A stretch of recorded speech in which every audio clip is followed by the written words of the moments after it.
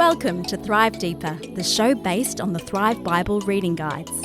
This is an ongoing conversation about God's Word with Thrive author, Dr. Matthew Jacoby. Good morning, Matt. Bit of a chilly one this morning, and I know you like the cold. I love it, Stu. But I've got the heater on because I like it a bit warmer. Yeah. So we'll have to find compromise, Matt, and I'll do that in the nicest possible way. But do we have a hot topic, though? That's the question. we do have a hot topic, actually. Listeners, welcome to Thrive Deeper. We are embarking on our second episode of the book of Proverbs. And Matt, we're going to approach Proverbs a little bit differently. Rather than working through sort of passage by passage, which the Thrive Reading Guide does, we've decided to sort of break it up into sort of mega themes and then to, at each episode, sort of work through those mega themes. So listeners, you might find yourself referencing a few different places through Scripture, but through the book of Proverbs anyway, as we talk about these various topics. And today, unless you're driving your car or you're on a run, we do realise a lot of people listen. That's true. In those contexts. Today, this week, we are going to be looking at the power of the tongue, our words, really. Yeah. And looking at what Proverbs has to say about that. And I think one of the most profound statements within Proverbs that I found is in Proverbs 18:21, and we'll obviously come to that, where it says, death and life are in the power of the tongue. And I think as we work through this conversation around the power of the tongue and our words, whether we're speaking face-to-face or talking on the phone or even using our digital tongue, and I think it's important to remember that it's not just what we say, in a comment thread or in a text message or an email, whatever it might be, our words are powerful, and they always have consequences, whether they're good or whether they're bad. No, that's right. So, well, let's think for a moment, before we look at specific examples, let's think for a moment as to why that is. It's interesting that this is one of the most common topics in the Proverbs. In fact, apart from wisdom itself, and then you've got all of this Proverbs about, the righteous will this, but the wicked will this, and so then you've got those sort of sayings. But after that, Stu, speech is the most common, the biggest thing in the book of Proverbs, which is really interesting that is so high. And it is, as you say, because our words are very powerful. And I think this goes right back, of course, if we go right back to Genesis chapter 1, we have God speaking and God said, and it was, right? And then we're created in the image of God. And human beings in Genesis chapter 2 are then, and because, it talks about God speaking things into existence and then naming things. And naming things is an act of imbuing that thing with a certain sort of significance, or it's a gesture of authority, essentially. And so in Genesis chapter 2, we see that Adam is given the naming right. So, and it's very emphatic the way that it puts it, and he says, and whatever Adam named the animal, so God gave it to Adam to name all the animals, and whatever he named the animal, that was its name. It's really emphatic. And it's because, he has this authority. And of course, speaking and our ability to communicate verbally is really the most obvious thing that separates us from the animals. Yeah.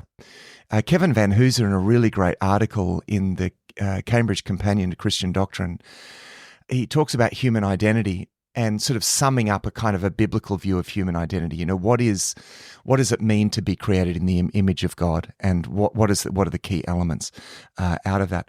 And really, he I think quite rightly locates that, and in a sense summarizing a lot of theological discussion around that, locating that in our ability to communicate. We are communicating creatures, right. But not just in the way that, dogs bark and monkeys chirp or whatever they do. No, birds chirp, don't they? We have this deeper relational ability. We're deeply relational creatures in a way that no other creatures are. Yeah. And we are able to reflect verbally and communicate verbally in the way, and through that we create something, and we are something that is quite unique. And in that sense, they really locate that distinctness, that the ability to speak. And through our speaking, we order our world. Yeah. We have this thing called culture, which we have created culture, and we've created our world. Civilization, for better or for worse, is the result of our linguistic abilities. Yeah. And of course, we're deeply relational creatures. We are really hypersocial. One describe human beings as hypersocial creatures. And of course, to be social is to communicate. Yeah. And so we have this, this elevated level of, communicating with one another. And of course, in our communication, we become who we are through our communication. So we are defined relationally in a sense.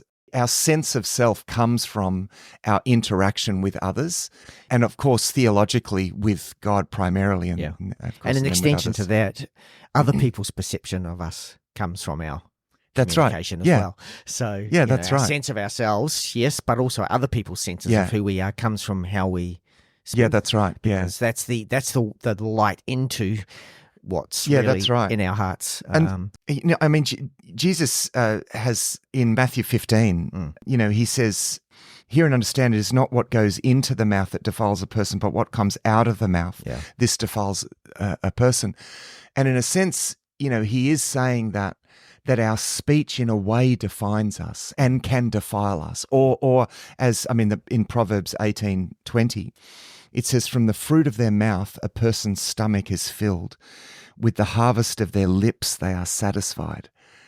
It's an interesting idea. With the harvest of their own lips, they're satisfied. There's some really deep stuff here in the Proverbs. You get these 2-line statements, but there's a world of wisdom under these. And there is this sense that I both establish who I am and, in a sense, become who I am through the mode of my communication. Yeah.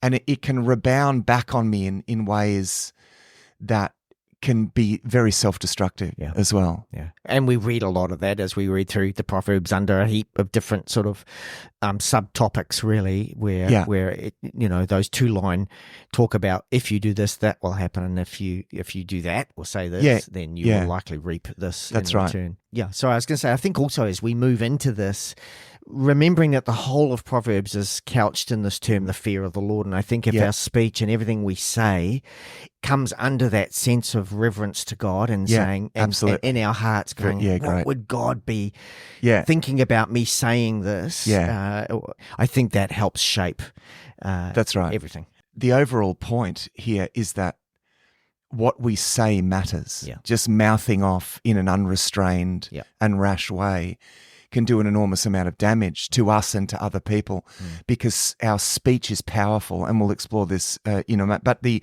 theme of rashness and unrestraint in speech is a big thing in the Proverbs. So sin is not ended by multiplying words, but the prudent hold their tongues. That's Proverbs 10:19. 12:23, the prudent keep their knowledge to themselves. That's an interesting one. But a fool's heart blurts out folly. Those who guard their lips preserve their lives, but those who speak rashly will come to ruin. The one who has knowledge uses words with restraint, and whoever has understanding is even-tempered. Even fools, this is one of my favorite ones. Even fools are thought wise if they keep silent. That's great. And discerning if they hold their tongues. And that's such an important one in a world where opinions, seem to be such a big thing. Everyone wants to state their opinion. Oh, yeah, absolutely. We need to just stop and listen and understand that we don't know it. Yeah, that's right. And so Proverbs 18:13, to answer before listening, that is folly and shame. So this idea of rashness, and I think we are, we're far too reactive. Yeah, we're far too reactive, and we're far too sort of self-permissible with our words. And but neither should we be stingy with our words. I think this is another thing as well. We shouldn't withhold from people, because blessing and truth and honesty is so important. I particularly highlighted one on that particular theme there. A person finds joy in giving an apt reply, and how good is a timely word. Yeah, exactly. Such a powerful proverb. Because the number of times people have, not without necessarily knowing what's going on in my life, through the Holy Spirit's lead, have just come and said something, and it's like, oh man, I so needed to hear that in that moment. Yeah, that's right. It's just so powerful. Yeah, and so, and this is the thing in Proverbs as a whole. there are always what seemingly are opposing points. On the one hand, don't be rash, don't be mouthing off. But on the other hand, don't withhold, don't, open your mouth and speak. It's like, hang on, which one do you want? Yeah. Wow. Yeah. And you do get this a lot. You get this a lot in the Proverbs. In fact, there was one. Oh, I found one that contradicted itself like two verses later. Yeah. Let me find. Oh no, this is the one. Do not answer a fool according to his folly, or you yourself will be just like him. And then in the next chapter, answer a fool according to his folly, or he will be wise in his own eyes. I highlighted those two to go, hey, Matt, here's a curly one. What are we meant to do here? Yeah. The first one is don't be drawn drawn onto his ground in a sense. Don't become like him. Yeah. So that's what that's saying. Because or you'll just be like him. So don't get drawn into Jesus. And I mean, Paul talks about this, when he's talking to Timothy, and he says, listen, Timothy, don't get drawn into endless debates and speculative conversations about, don't get drawn into that. That's the sort of thing that this is talking about. But the answer a fool according to his folly, or he will be wise in his own eyes. That means more about correction. That's more about correction. Yeah. The first one's a bit about a race to the bottom, who can kind of argue in foolishness, really, about things, whereas the second one is much more about, hey, we do need to correct people if they're wrong. Otherwise, they think they're right. But there's still a sort of a tension there, because on the one hand, it's saying don't go there. The second one is saying no, go there. But this is wisdom, right? Because these are not rules. Remember we said, in the last episode, they're not promises, they're not rules. Okay, this isn't Torah, this is wisdom. And so you get these, in certain circumstances, answer a fool according to his folly. In other circumstances, don't go there.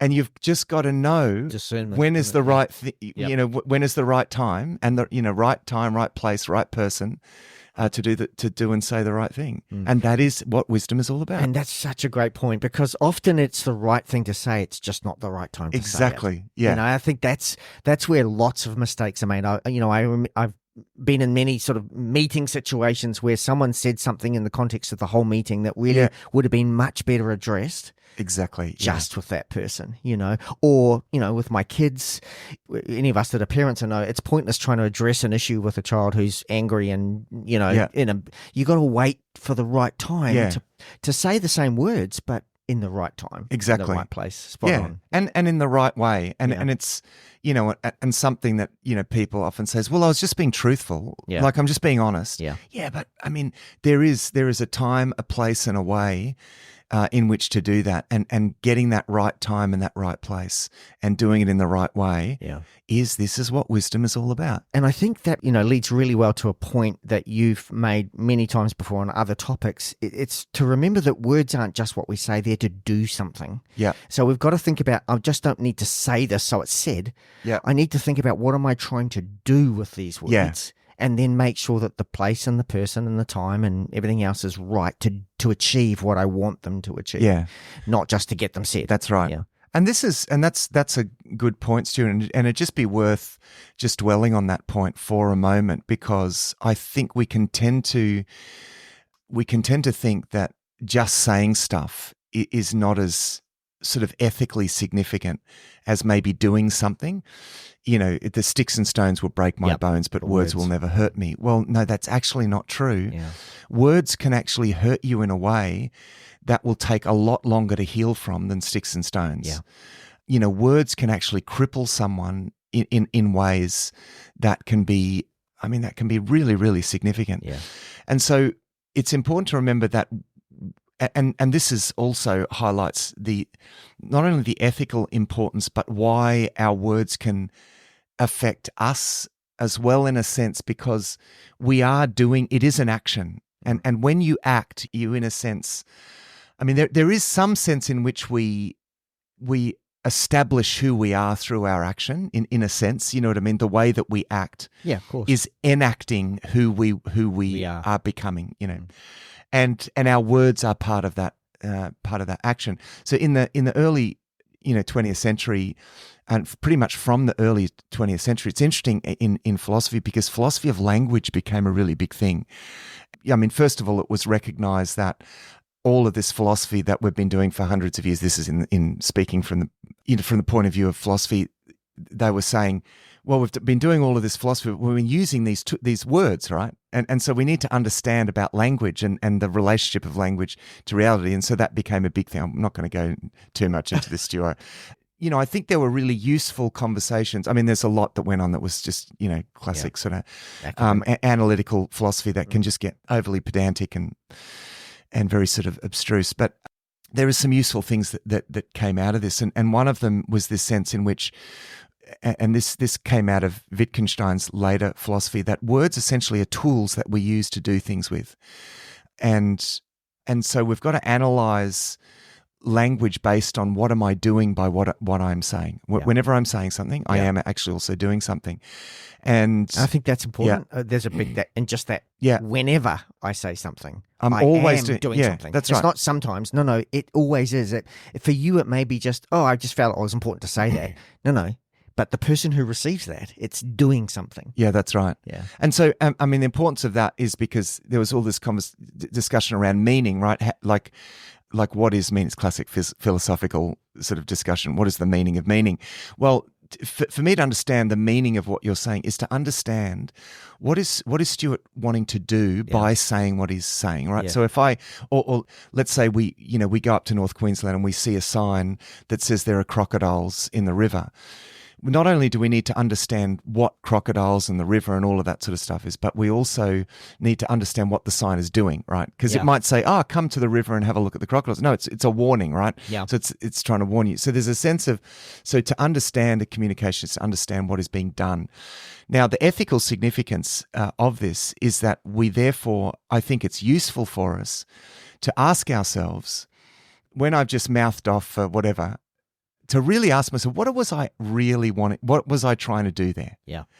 So there are ways in which we can sort of surreptitiously kind of undermine someone's reputation, where we might say, oh, no, I've forgiven them. But then the way that I speak about them is just very subtly slandering them in ways that and the only way that we're going to really discover that is if in our self-reflection, and self-reflection is important, is if we ask ourselves, what was I actually doing? What was I really doing there when I was talking about that person? Was I honoring them? Because that's a doing thing, to honor a person, or was I slandering? Was I slandering thing? Now, one of the things that comes out of philosophy of language also is the understanding that there are certain things that we can only do by saying. So to slander someone, I can only slander someone by saying things, right? Yeah. And slander is a big deal. I can only encourage someone by speaking. Encouragement is something that I do. So, it's the same. I can only really apologize to you by actually saying something. It's why when I say to one of my kids, apologize to your sister, and my son might say, I don't like why what. And it becomes a really big deal. And you think, what is a big deal? You're just saying something. But of course, he knows that, to apologize to say something. I mean, he understands that now because he's 18. But, when he was younger, it was like, totally. No, it'd be like, 7 years old. No, I'm not going to. It's like, what's like, and there'd be enormous consequences. But for him, even at that young, he understood the significance of speech, because the point was, I don't want to do this. Yeah. It's not just about saying. And so, this is why, Stu, I think there's this enormous ethical significance by what we say, because we enact certain things. I think just to remind listeners, when we're talking about say, let's just remember that also includes things we write, things we post, messages we send, cards we might write in or not write in, those sorts of things. And to some degree, what we don't say can also, I know that's a little bit counter to the convo here, but, the obvious absence of something that should have been there, an encouragement or whatever it might be, can also say something in a way, more on the person's perception. But I think the reflection thing's a really important thing. We do need to reflect, but with the hope that informs us for next time, so that we ask the question, why am I saying this before we say that's right. rather than constantly reflecting afterwards. That's right. That is the point of reflection. It isn't just to reflect afterwards and go, I did that again. Yeah. The point of reflection is right. to go, next time I want to actually think about that in advance. Yeah, that's right. So before I send that text, I ask myself the question, how would I this receive be this? better? Yeah. with a phone call Yeah, or totally. with a face-to-face conversation, totally. actually. And so I'll not text or the thing, because one of the things with texting is that you can do it impulsively because the person isn't there. And impulse is a dangerous thing. And this gets back to this rashness thing and the destructiveness of rashness is there's this sense in which I'm doing it because I want to do it. Yeah, it's more about what it does for me. Exactly That's right. And so the number of times I've stopped sending a text because I've written it and I've gone, why am I sending this text? What is this person going to do with this? It's actually not about them. It's about me. I want to have it said that. That's right. It's like, oh, gee, you know what? I'm not going to send that text. That's right. Or if you get an email or a text and that makes you angry or something, you want to reply in anger, that's the do not answer a fool according to his folly. Yeah. That's probably where that, don't get drawn into that. But I mean, it's interesting because it also, there's a Proverbs 16:24, gracious words are a honeycomb, sweet to the soul and healing to the bones. I can remember once receiving an email that made me quite angry because it accused me of all of these things, and I went to write the email back, and I was going really, because I could easily just, it's quite cathartic, and with all, because I have some rhetorical skill, and so I was just going to rip it, sort of rip it to shreds. And as I was writing the email, I just sensed in my heart, again that question, Matt, what are you doing? Yeah. Let's just stop. And pride. What are you doing? Thing, and it was pride. It was pride. It was anger, and it was actually what I was going to send back would have even been quite hurtful. So I stopped, deleted it, and I came back to it. I think the next day, and I thought, you know what? And I remember this proverb actually: "Gracious words are a honeycomb, sweet to the soul and healing to the bones." And I found things in that communication that were valid. And I said, hey, you know what? You made some really valid points here. Yeah. And you're right on there, actually. And I do need to watch out for that. And so, look, thanks for that. But I also said, I think some of the things they're unfair, and I'd encourage you to. But I really appreciate you reaching out and whatever. So I was very gracious. So there are those two contradictory verses we spoke to before. Do not answer a fool according to his folly, or you yourself will just be like him. But at the same time, answer a fool according to his folly. So it's, in a sense, it's don't get drawn down to that level. Exactly. Whatever that might have been. Just find the truth in it and speak to that. Yeah. But also correct where correction needs to be. That's right. And wow. I got the most beautiful email back. Yeah, wow. Like just, oh, thanks so much. Oh, yeah, I'm sorry, I was a bit hot-headed that day, and actually, it was a real moment for me of learning, okay, moments like these can be healed by what we choose to do or not to do with our speech or writing or language. Spot on. That's right. On that note too, Stu, I mean, words, as I said before, can do a lot of injury. And, it's Proverbs 18 verse 21, the tongue has the power of life and death, and those who love it will eat its fruit. The mouth of the righteous is a fountain of life, but the mouth of the wicked conceals violence. It's interesting, that second line, the mouth of the wicked conceals violence. There's a sense of, I'm going to say this and I'm doing violence, and it's veiled in my words. Yes. My violence is veiled in my words. Yeah. The words of the reckless pierce like swords, but the tongue of the wise brings healing. The soothing tongue is a tree of life, but a perverse tongue crushes the spirit. Yeah. And it's amazing how easily we can damage those we love by what we say, and how particularly in close relationships, we can let go of the discipline of our speech in our closest relationships. That's such a great point. Because we think, oh, this is just where I get to say anything and everything. Yeah. And for some reason, and this is the irony, Stu, for some reason, in the most important relationships are often the ones we sabotage the most with our words. Yeah, totally. Because we think, oh, I'm at home, I'll just, I remember once back in the days when we had answering machines, and I rang home and Kate picked up the phone, but the answering machine recorded it at the same time. And I had this very curt sort of conversation. I was a bit annoyed or whatever. And when I went home later that day and I checked the message, and I heard myself speaking to my wife, and I was devastated. Yeah. at how rude I was. Yeah. And I'll never forget that moment because I thought, if I'm sowing this strife into my what do I expect? I'm poisoning the waters that from which I drink. Yeah. And our close relationships are so important. You live in the house that you make, right? And we can poison the waters that we drink from, so to speak, by just, in that case, I was just rude and short. It wasn't anything, I wasn't saying horrible things. It was just the sheer rudeness of it's such a great and I could point. hear it in my shortness and in the tone of my voice. It's like in this context, I don't want to have to work hard at being good at my communication. I don't want to invest the time. I'm just gonna, and bad luck, and yet those are the people we love the most. In a sense, we tend to treat the worst exactly in a whole lot of different ways.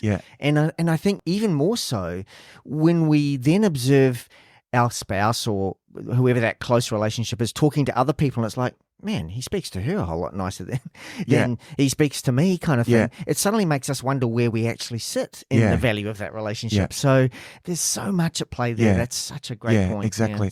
And conversely, I think one of the most important things I've realized for those close relationships, particularly in marriage actually, is how much the opposite can make a difference.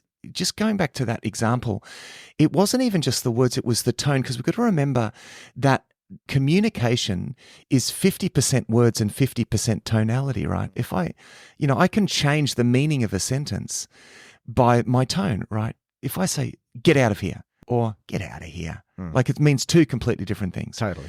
So, tone is part of our meaning. So what devastated me in that situation was just the rudeness of my tone, let alone some of the horrible things we can say to each other as husbands and wives, and how much we so much poison our own well when we do that. And I keep saying that because I think it's good to picture what you're doing, and it is, you really can poison your own well. But conversely, we can also bring a lot of healing and a lot of love into our home by simple things.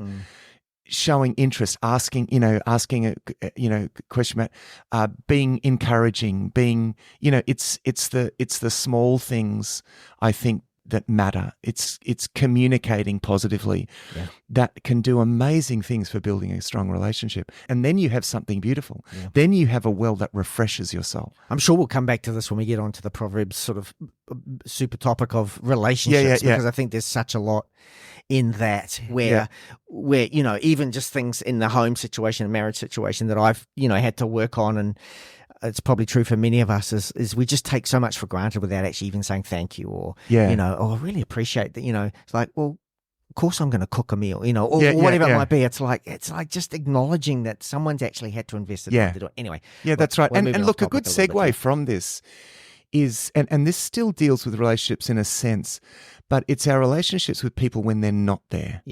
And this is a big one in the Proverbs, and this is this issue of slander and gossip. And it's interesting, Stu, because this comes back to this sense of sacredness and holiness. There's this big deal made. I mean, in the third commandment, do not take the Lord's name in vain.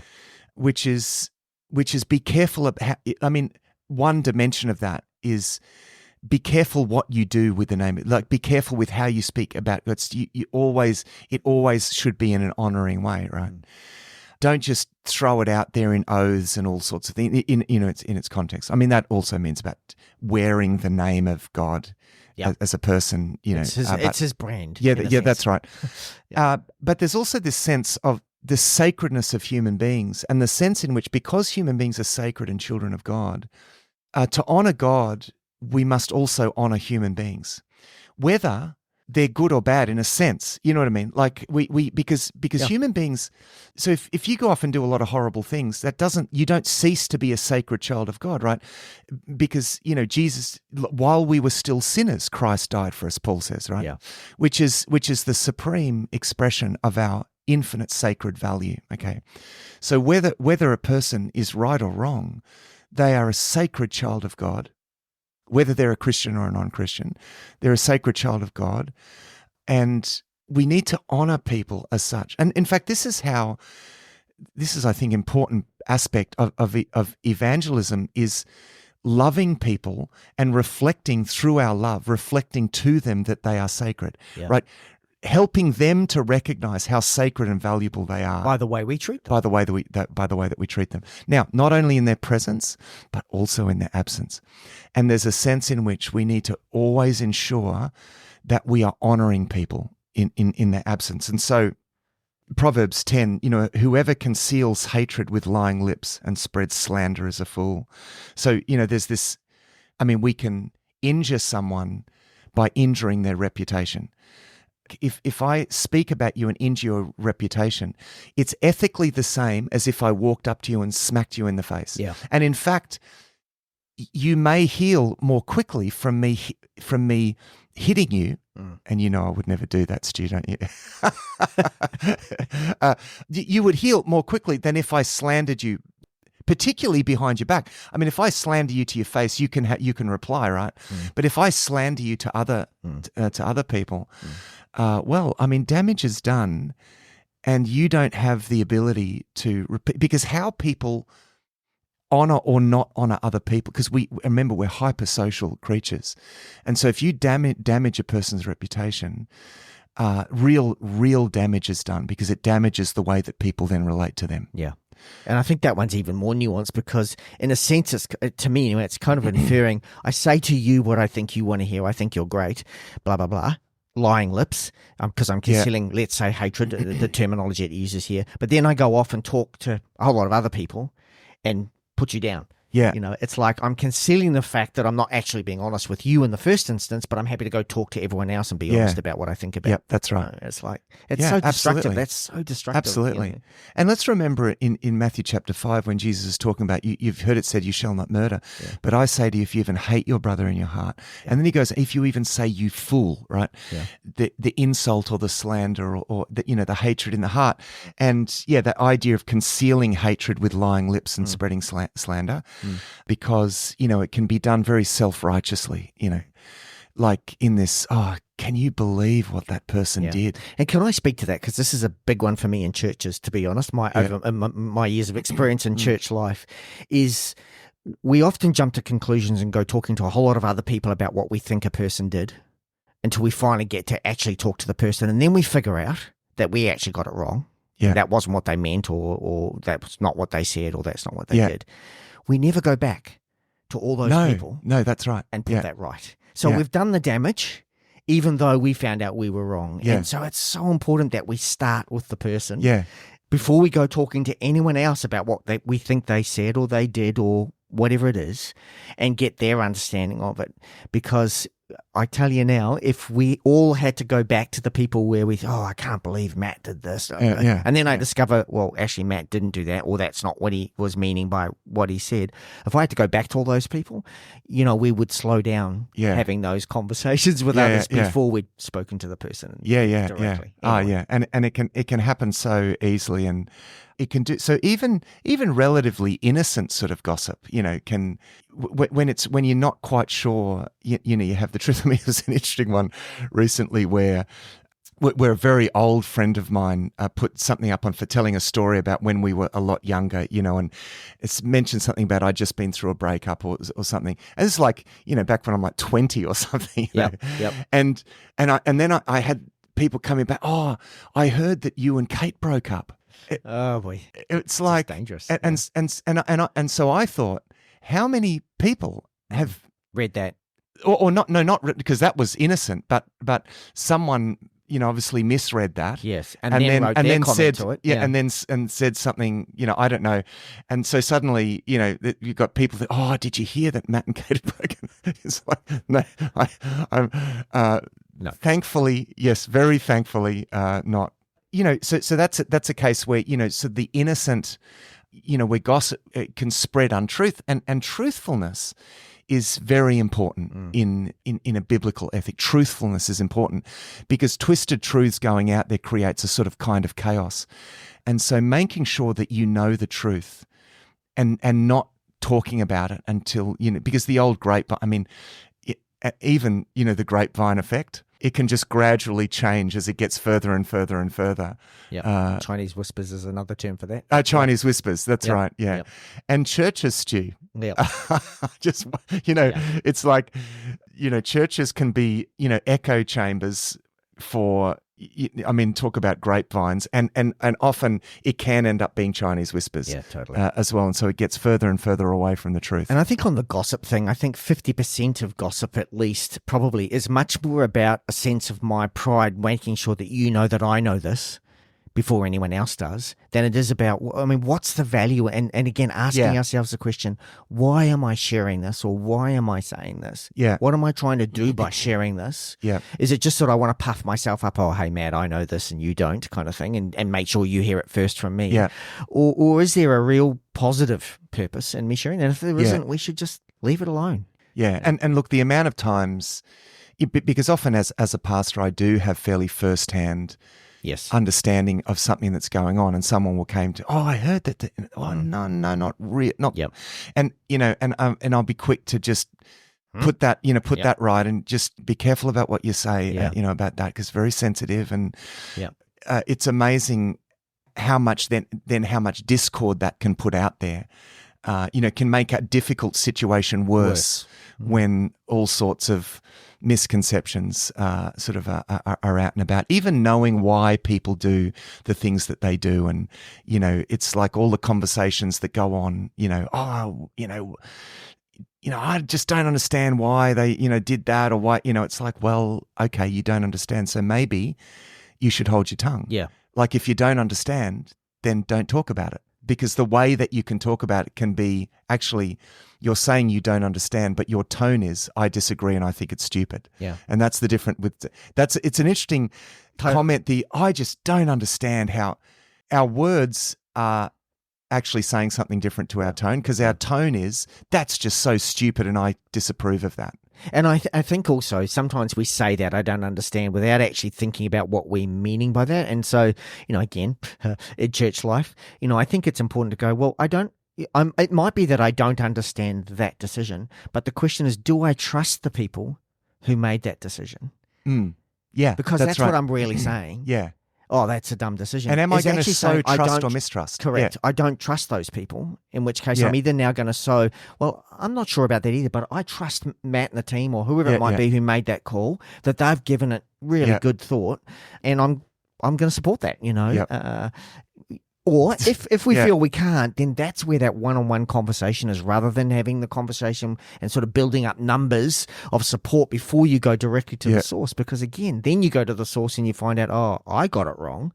I'm never going to go back to my crowd that I built, It was interesting, and I think being a leader makes you extra aware of the complexities, and I, remember during, 2020 and 2021, when there was all this sort of, kind of vitriolic talk, about the government, and, I'm not saying I agreed with everything the government did, but I recognize the complexity of the situation and the conversations about leaders. I just was not, from the mouths of some Christians, I just was not comfortable with how, with how they were talking about our leaders. And given the extreme complexity, like I'd say things like, well, it's an incredibly complex situation. And I, when asked my opinion, I would say, I don't believe that I know better. So I just don't think I might think I do. Yeah, but that's right. And I think I became more sensitive to that as a leader when you are dealing with very complex situations and you have a bunch of bad options to choose from. Yeah. And you choose one of those options, and it's easy to say and so this is where talk, and we've got to remember what this does to us. And I feel like a lot of the talk and a lot of the anger, that sort of the angry talk that went around, and I mean, those years were years of a lot of angry talk, and I feel like it had a really untoward effect on a lot of people that engaged with that and got stuck in that echo chamber of just angry talk, angry anti. And this is the thing where our speech affects us. We, in a sense, we defile our own hearts by, our angry talk, coming back to that point, that was made in the proverb. So I think it's important to remember that what comes out of you, you can be defiled by what comes out of you. And don't, I think it's really important to be extra discerning, because speech, you can veil from yourself what you're really doing so easily. Like I said in the example of where the words and the tone are saying two completely different things, and you might be able to justify by what you say. I mean, we deceive ourselves so easily. We do things in such a way that hides from ourselves what we're really doing, so we can sort of self-justify. It's like plausible deniability. What, to ourselves? I mean, this is the interesting thing. And I think we really believe it. We claim, oh no, I was just. But if you want to grow as a person, and if you want to grow in your faith and grow as a Christian, self-justification is the worst way to go. What you should be looking for is not how you were right, but is there something here that I need to go back to and think about? What, again, coming back to this question, what was I really doing there? Yeah. Really important question. Yeah. And I don't want to be negative about this, Stu. I'm not here with a stick, and we're not sort of rhetorically beating everyone up with this. This is a wonderful opportunity for us all to grow in significant ways, because changing these things and changing your speech habits will actually transform your life. It will transform your life. It will transform your relationship, and it will transform you as a person. And that is an exhilarating ride to be on that journey of transformation. Yeah. So let's recognize there's a really positive opportunity here. Yeah. We need to wrap up shortly, Matt, but just one other thing I want to add into that is I think there's an important aspect in terms of the way we use our words of discernment, because there are some conversations you can only have from a position of relationship. You can't have it from outside. Yeah, true. You need to get to know the person. They need to get to know you, to trust your heart, so that they can receive what you're saying in the right way. And so I think it's important that we can't have an opinion and necessarily say things to people when we're outside of a relationship and we really don't know what's going on for them, or they don't know us and can trust us. So I think, again, discernment around what we can say to people and what we can't say to people when we're not close enough to have those really what could be hurtful, unless there's strong relationship there that allows us to be able to be that kind of, I'm really, I guess I'm speaking to that self-justification where, I'm just being honest, sometimes an honest conversation has to be had from a position of relationship. Yeah. And I think let's focus on, if this all seems a little bit overwhelming, always lean into the positive, because we need to always remember we can do an enormous amount of good by what we say. And this is the sense in which we should not withhold. It's amazing how much of an effect an encouraging statement can have on someone. I mean, everyone needs this, even the people that you think don't. To encourage someone, it's so easy, even if it's just via text, or to say, hey, you did a great job with that, and like, well done, or hey, I really appreciate the way that you, or it's those moments that we stop and to send off. It can be a 2-line text, and it can be like anointing oil. Like it's amazing how much can be done in such a simple gesture. It's amazing, isn't it, how much our anger drives us to immediate response, but how little our love and appreciation drives us to the same amount. That's an interesting one. Yeah. Anger gets us there straight away, but I'll get around to that. We just never do. No, that's right. Yeah. Yeah, that's right. And I think that acting out of love, like act, go, do, speak out of that. In a sense, name the gold that you see in people, because it helps them to see the beauty in themselves as well. Remember, we're sacred children of God, and God has filled us with good things, and He's given us gifts and abilities, and even personal qualities that shine. I think you can be a positive mirror for someone. It's so needed for people, because this is what encourages them to continually lean into the good, is by actually being that positive mirror. I really appreciate the way that you do this, and as I said, it can have such a great effect. And so I think the thought to finish on, Stu, is this idea of blessing and curse. in Scripture, that with our lips we can bless and with our lips we can curse. In Numbers 16, it says, the Lord said to Moses, tell Aaron and his sons, this is how you are to bless the Israelites. Say to them, the Lord bless you and keep you. The Lord make his face shine upon you and be gracious to you. Actually say it, And I think this underscores this idea that there is power in our words. There's a real power of blessing and curse. To bless a person is to remind them, encourage them with the promises. Essentially, that's what this is. Or it's to encourage them, it's to build them up in any way. But we can also curse. And often we can say things that maybe even seem innocent to us. But it's essentially, and this is very polarizing, I know, blessing and curse with what we say. Remember, God has called us to be priests of God in a sense. We're a kingdom of priests. And so use the authority that you have to bless, right? Use the authority, use the power of speech in whatever form to bless and build people up. Thanks for listening to this episode of Thrive Deeper. Our home on the internet is thrivetoday.tv. You can contact us, ask questions, see all our resources and much more at our website thrivetoday.tv. We really appreciate the questions and thoughts about what you're reading as we go through the Bible with Thrive.